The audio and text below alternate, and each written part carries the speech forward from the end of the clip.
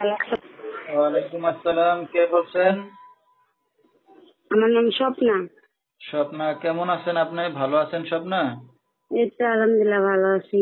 মাশাআল্লাহ, ভালো আছেন স্বপ্না। কোথা থেকে বলতেছেন? আপনার দেশের বাড়ি কোথায়? আমার দেশের রংপুর।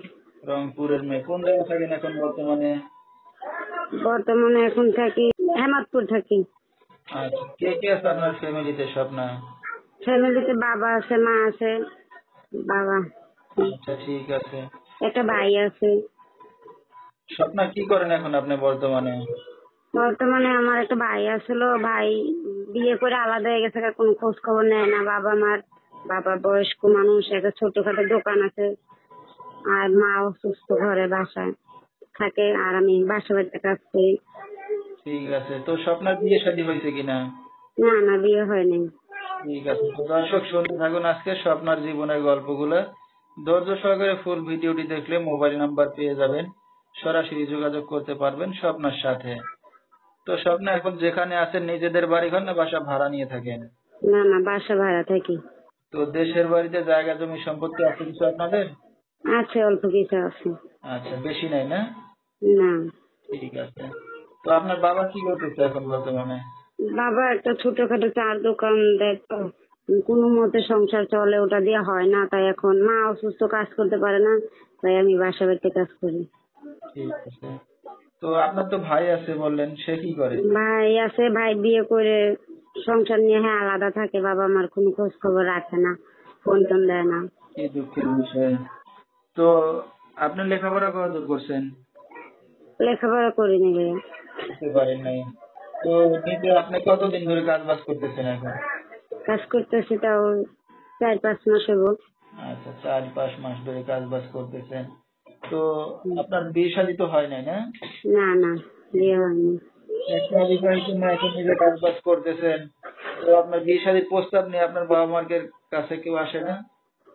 আসে, কিন্তু গরিব দেখে ভাই, যৌতুক চায় দেখে বাবা মা দিতে পারে না, অর্থ সম্পত্তি নাই। এই কারণে? জি। ঠিক আছে। তো এখন এই যে অনলাইন মিডিয়ার সামনে আসছেন, আপনার বাবা মা জানে? জি জি, বাবা মার অনুমতি নিয়ে আসছি। ঠিক আছে। তো ভবিষ্যতে এখন কি চিন্তা ভাবনা আছে বা কি উদ্দেশ্য করে অনলাইনে মিডিয়ার সামনে? ভবিষ্যতে চিন্তা ভাবনা যে সুন্দর একজন মনের মানুষ চাই, যে সারা জীবন আমার পাশে থাকবো। আমার একটা বয়স্ক বাবা আছে, একটু দেখাশোনা করবো। আচ্ছা, এমন একটা মানুষ পাইলে কি করবেন? বিয়ে করবো। আচ্ছা, তো এখন বিয়ে শাদী করার ইচ্ছা আছে আপনার? জি জি, আছে। ঠিক আছে। তো আপনার এই ভিডিওটা অনলাইনে দর্শকদের মাঝে চলে যাবে, দর্শকরা কিভাবে যোগাযোগ করবে আপনার সাথে? আমার ফোনের মাধ্যমে যোগাযোগ করতে পারবো আমার সাথে। নাম্বারটা বলতে পারবেন আপনি? আপনি বলে দেন।